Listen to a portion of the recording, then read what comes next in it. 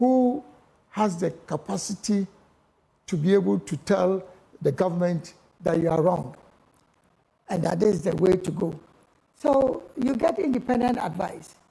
But if you have a vice president, a team of ministers that you control, who in some cases are even afraid to tell you as a president that the path that you are charting is the wrong path, then of what use is that team to you? So I would bring in a mix of individuals who have nothing to do with politics, but have the experience, and then mix it up with some strategic, I would say, political appointees. At any rate, I'm sure you know by now that I've indicated firmly that I'm in this game to establish a government of national unity when voted into power. So there's going to be a new political dispensation if and when Alan becomes president. Why should we have our most talented brains in Ghana outside the scope of government just because they are not politicians? For me, it doesn't make sense, it doesn't add up. So it's along the same lines that I would pick a vice president for strategic reasons, not necessarily related to economic management and planning. But how's your good friend taking the decision? Does he support it, Abu Sakara? Oh, Abu Sakara has been a long-time friend many years ago. And, you know, there's a lot of negative propaganda in this country about vice presidential candidature. Look at what happened in the NPP, you know.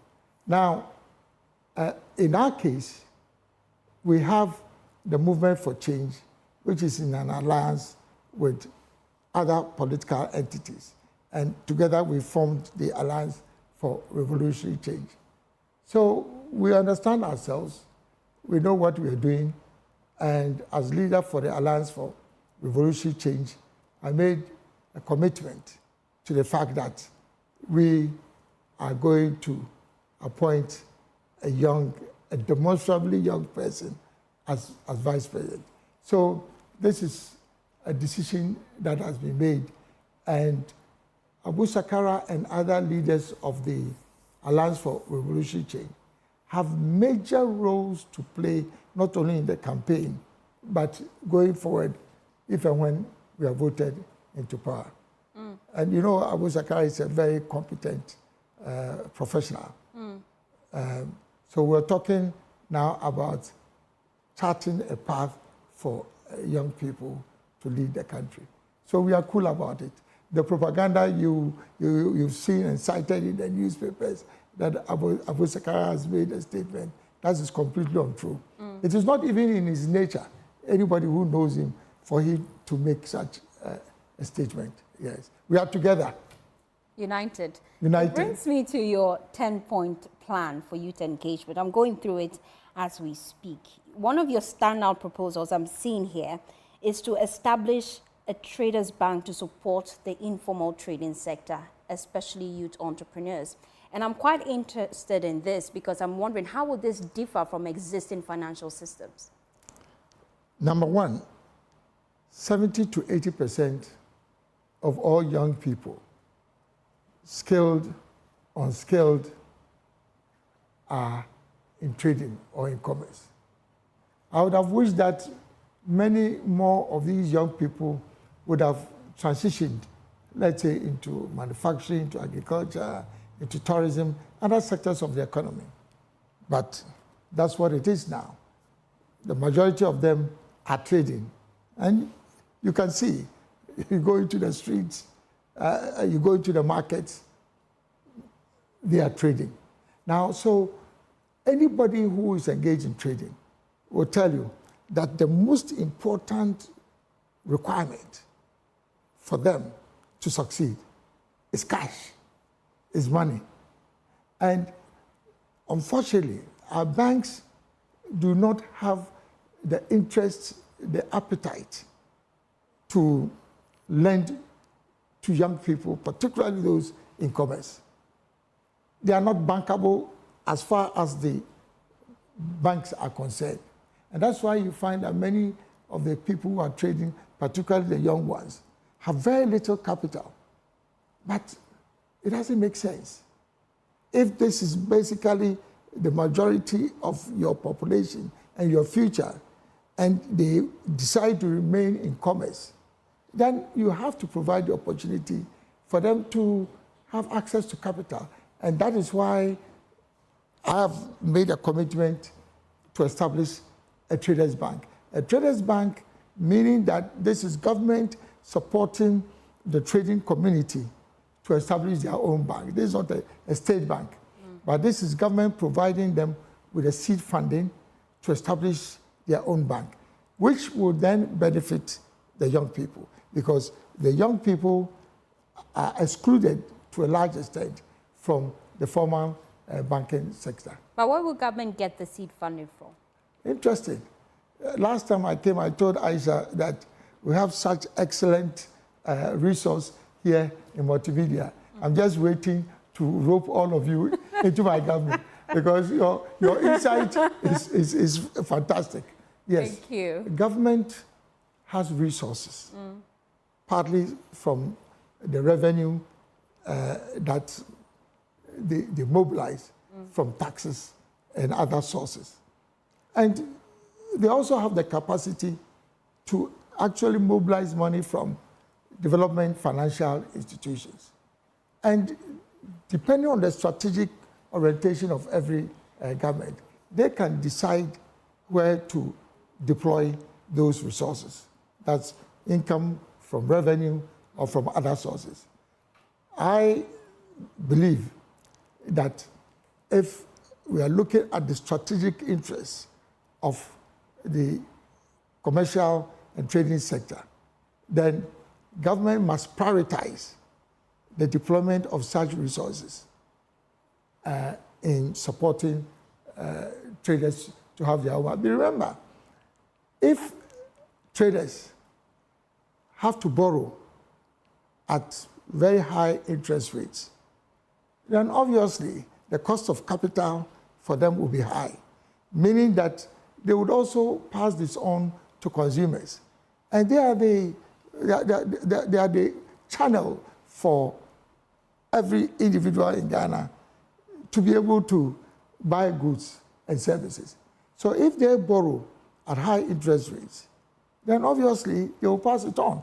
And that also then becomes inflationary. It causes inflation. So it makes a lot of economic sense that if those in the trading sector and in commerce are able to borrow at reasonable rates, then they could also sell and market their goods at reasonable prices. So there's a connection between inflation and the cost of capital for those in the trading sector. But of course, please, don't get me wrong, this is not free money. Okay, you pay back. Yes, this is government providing seed funding on a work and pay basis. And can you imagine the anonymity or the strength of people in commerce, in trading, and that if we mobilize all of them and we provide that seed funding and help them to set up professionally, a trading bank, as I'm suggesting, it will probably become the biggest bank, not a state enterprise. All we need is to help them to start. And when they start, even with the susu, yes, they mobilize small monies and then they take off. Interesting. So there's going to be a major... Let's look at your plan to deal with illegal mining. The impact of illegal mining is already beginning to bite hard. The Ghana Water Company served notice that in future, Ghana may be forced to import water because of the extent of pollution. I can see here in your plan that you plan to establish youth-owned mining companies with work and pay mining equipment and other resources. How will this impact on the fight against illegal mining? Since you brought this up, let me open it, for discourse. Okay. I have a 10-point plan, robust, comprehensive plan to deal with Galamsey. And this point about helping the young people in Galamsey to set up their own companies, mining companies, is just one component of it. But the 10-point plan starts with a complete ban for 1 year on small-scale and community mining. Yes, you can have a state of emergency, but what are the elements of the outcome of that state of emergency? You have to go beyond establishing the state of emergency. So you start off with a complete ban. That's component one. Component two, you demobilize all the machinery and the equipment, including the earth-moving equipment, and make sure that they are moved into a storage and preservation environment. And I'm proposing that the engineers, Field Engineers Regiment of the Ghana Armed Forces will be responsible for that. Within that 1 year ban period, number one, government would ensure that we restore all our water bodies. And there's technology available to be able to do that easily. Within 1 year under an Allen presidency, all our water bodies will become clean again. But meanwhile, you have a ban of 1 year, which means that within that period, it is not even possible for us to have our water bodies being contaminated again. But again, within that 1 year period, we are also going to establish a new framework to support young people who would have been displaced by this 1 year period. There's going to be a period where all the degraded lands now would then be restored. And that in itself is a major commercial activity, which the people, the young people in Galamsey now would have the opportunity of being part of the restoration. And that in itself is a commercial enterprise. But within that 1 year period, the government would also support the young people to establish their own mining companies. And this is where the proposal comes in. They'll be provided with machinery and equipment which would be used in a sustainable way. Right now, if you look at the implements that they use, obviously it is not the kind of instruments that they should be using for mining. But because the government is providing seed funding for them, they can buy the equipment that is appropriate for sustainable mining. But it goes beyond that. Government will also give them the working capital to be able to undertake sustainable mining, and also give them the licensing rights, both from the mining licensing rights and also EPA licensing rights. So it's a whole comprehensive program. I mean, I know this was not meant to be a discussion on mining and Galamsey, but because you asked about it. So the point about integrating young people into the new framework for sustainable mining, that point that you find in my 10-point plan is only one component of how we deal with Galamsey. I'm going through your proposals here, and if I must be honest, one of the key proposals that resonates with me as a young person is your plan to abolish multi-year advance rent payments. As a young person living in Accra, I've had to pay upfront payment for as much as 2 years. But then here's a difficulty. We already have law backing and ensuring that landlords do not charge more than 6-year rent. But then they do so nonetheless. And so there's a gap between the law and reality. How do you plan to bridge that gap? Anytime there's a gap between the law and reality, the answer is very simple. Strict enforcement of the law. But if you look at my 10-point plan for housing for the youth. Yeah. It goes beyond just enforcement. Okay. If I'm a lawyer, if you review the current legislation and regulations for housing, you find that they are not robust enough. They are not robust enough. So I've made a specific recommendation, and it says, introduce new provisions under the existing legislation and regulations on rent and rent control to abolish the requirement of multi-year advance rent payments for young people. See, there's a difference there, especially first-time renters.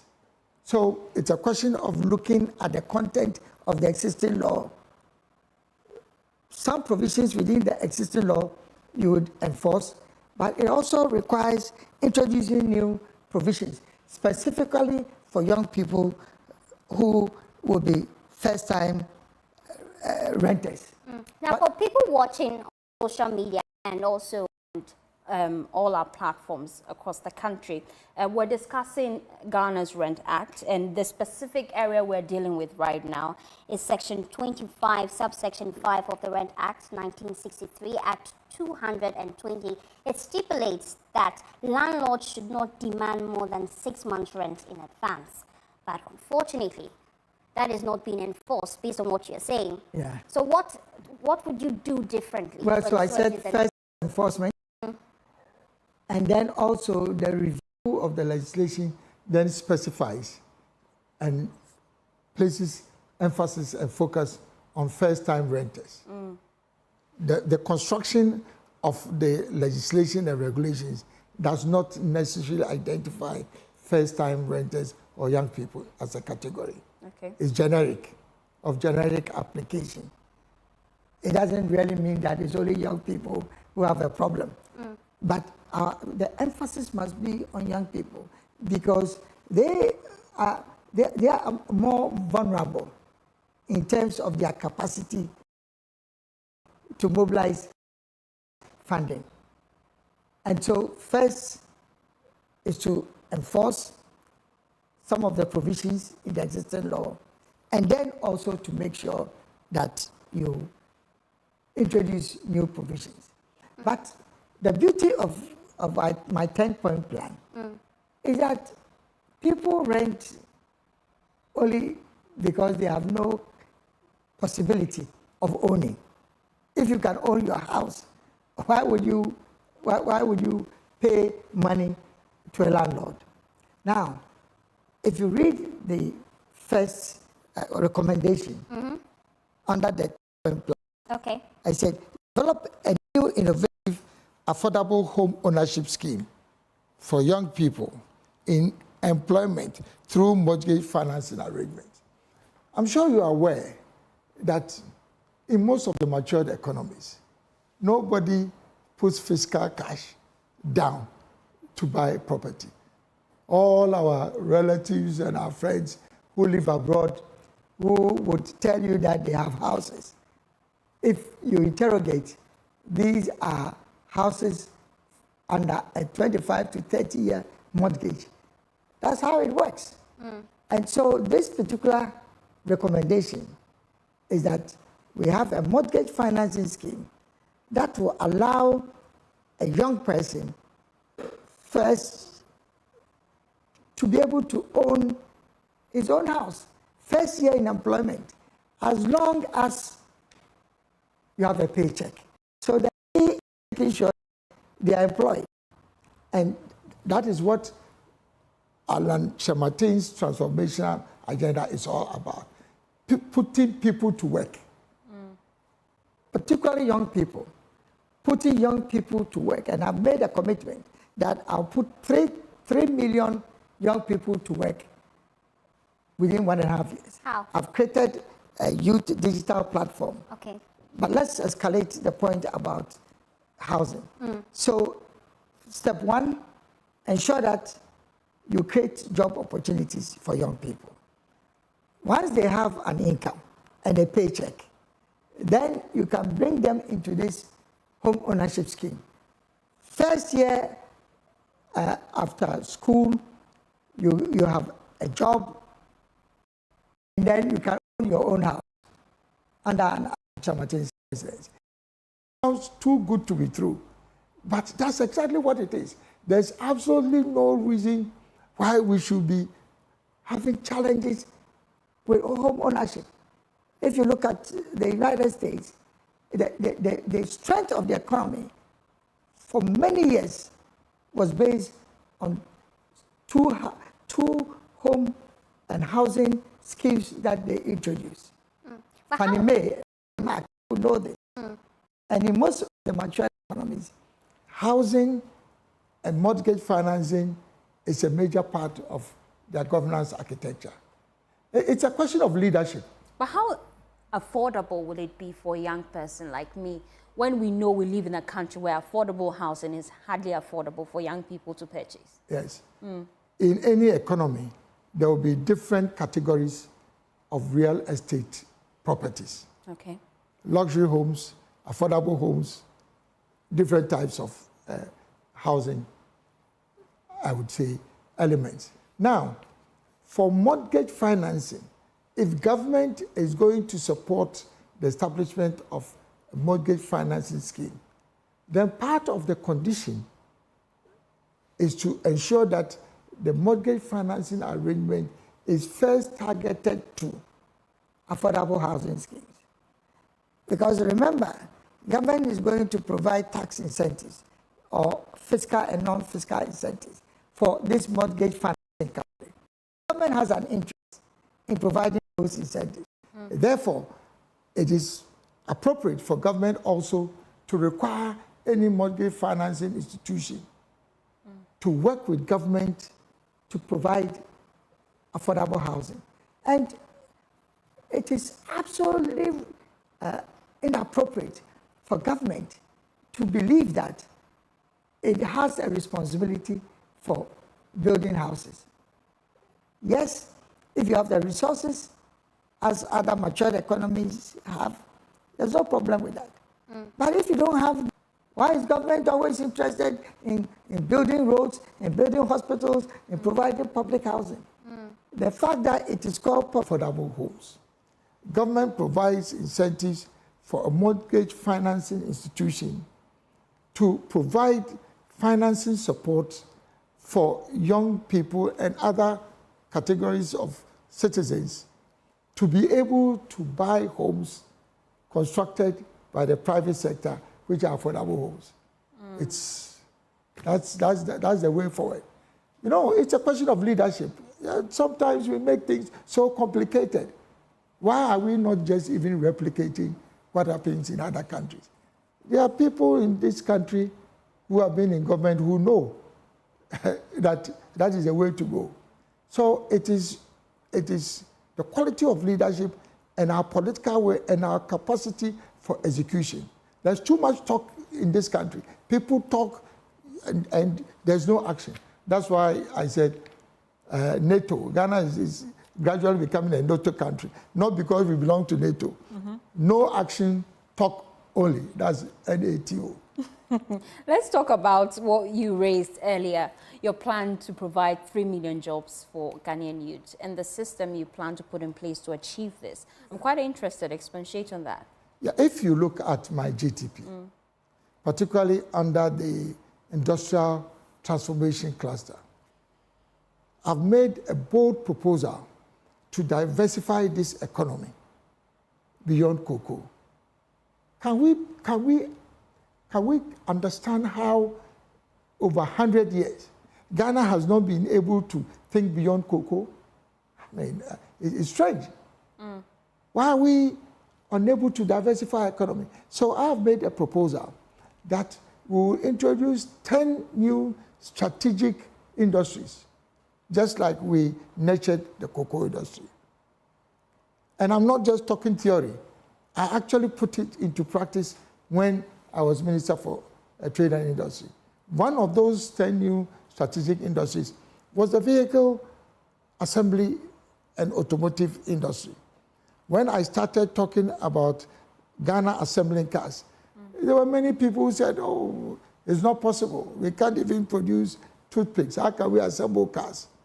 But without even borrowing a cent, it doesn't happen anywhere in the world. At the same time, 1.5 years, Toyota, Volkswagen, Nissan, Kia, Hyundai, Peugeot.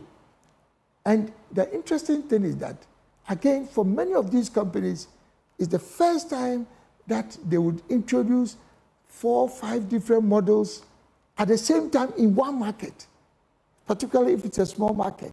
So there must be something about what Alan did with the policy to have created an attractive environment for all these companies to be competing. And so what I'm saying is that these 10 new strategic industries, one of which I've just described, provides an opportunity for new skilled jobs. It's already started. But it's not just that. It's not just the assembly. They are going to manufacture spare parts in Ghana under an Kyerematen presidency. It's already actually being programmed. Because very soon, Ghana would be able to produce its own steel, will produce our own aluminium, will produce our own plastics from added value to oil and gas. Once you have steel, iron, plastics, aluminium, you can manufacture any components. So that's only one industry. Pharmaceuticals is another strategic industry. Ghana imports 70% of our medication requirements. It doesn't make sense. Why don't we support the private sector to create new infrastructure in terms of pharmaceutical companies that can reduce the importation of medication? So if you have pharmaceuticals, you have the petrochemical industry that's adding value to oil and gas. You have vehicle assembly. You have a new sector to produce garments and textiles for exports.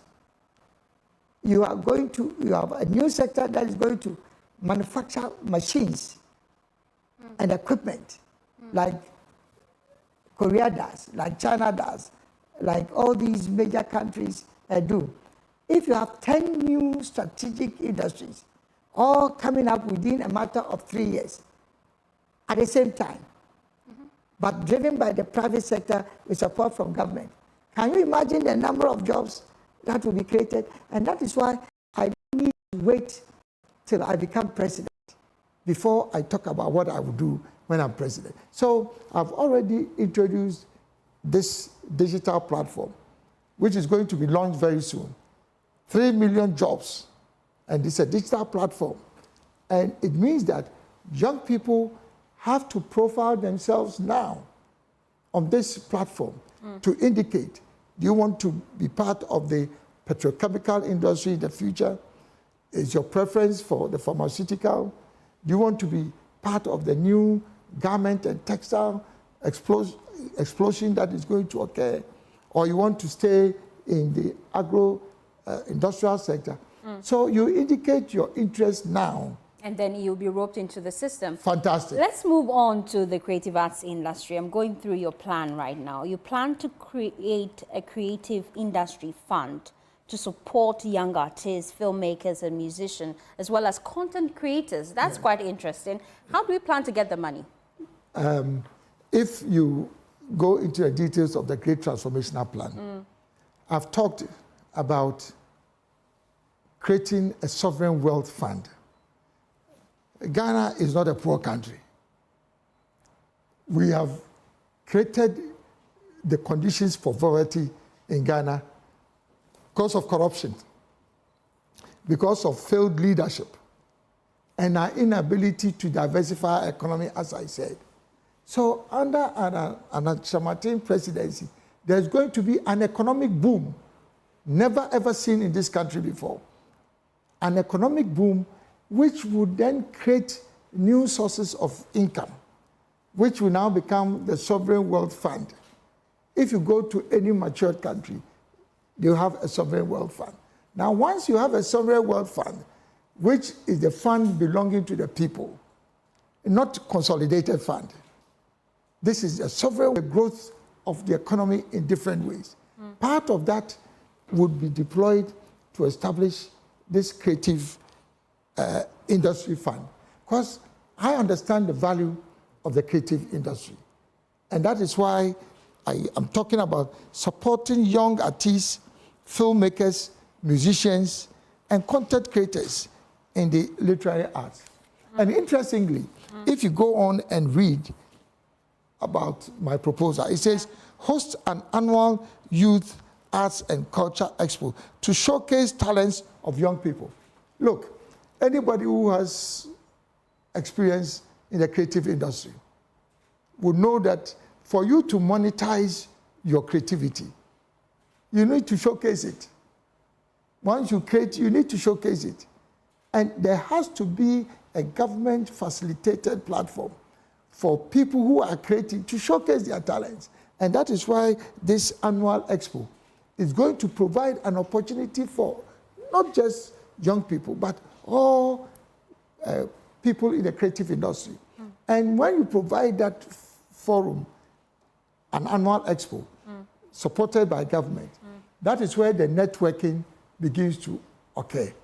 And the creative industry is about networking.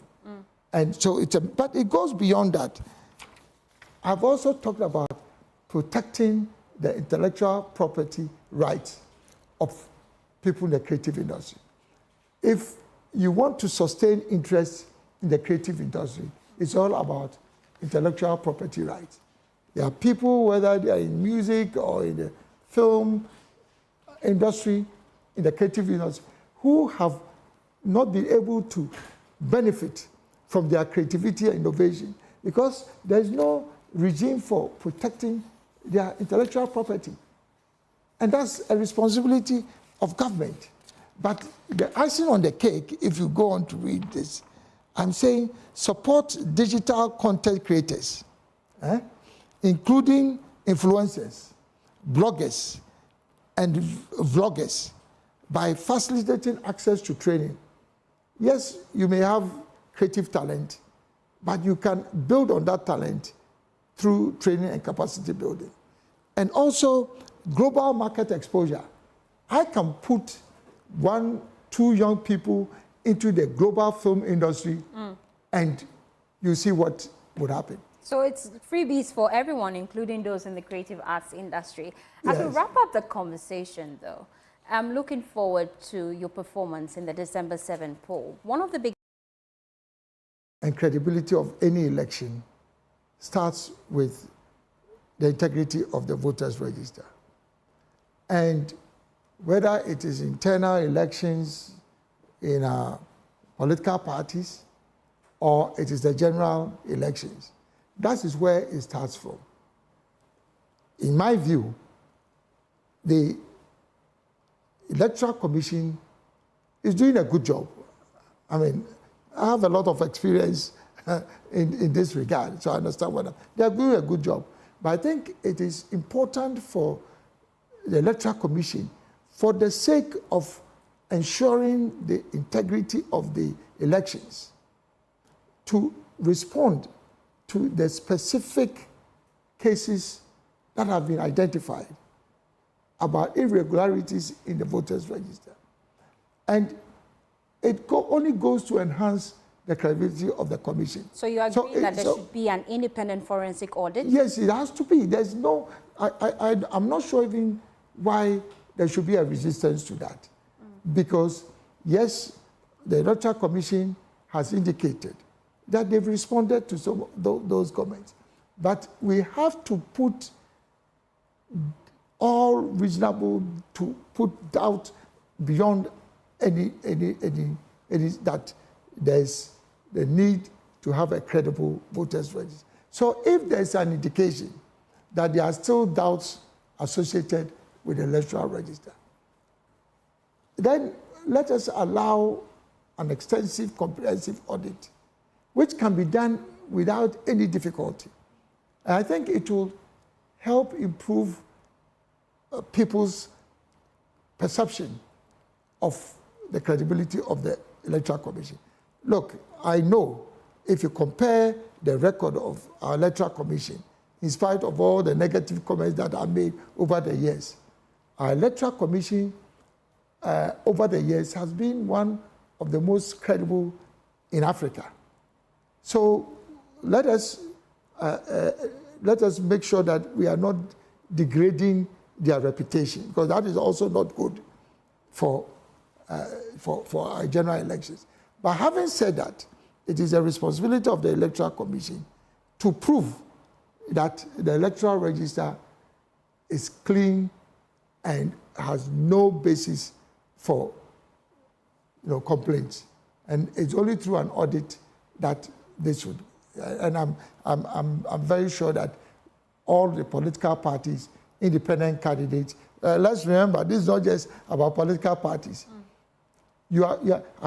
I am making a commitment to ensure that Ghana transitions into a new political era where, for the first time, we have a non-partisan president. And this is going to be a first in Africa, a non-partisan president. Of course, it won't be the first. It won't be the first, but it's planned. Yes. Unfortunately, we have to go. I guess in this today, Alan John Kojo Kyerematen. For more news, please log on to myjoyonline.com. Have a pleasant morning as you enjoy the rest of our programs.